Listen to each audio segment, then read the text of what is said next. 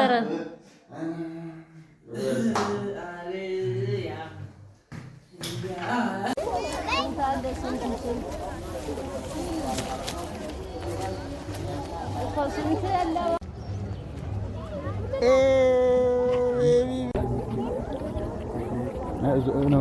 ወደዚህ ፎቶ እየተነሳ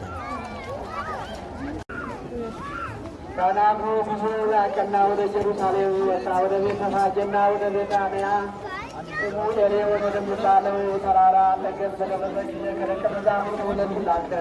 እንዲህም አላቸው፣ በፊታችሁ ወዳለችው አገር ሂዱ። ገብታችሁም ሰው ያልተቀመጠበትን የታሰረ አህያ ታገኛላችሁ። መጥታችሁ አምጡልኝ።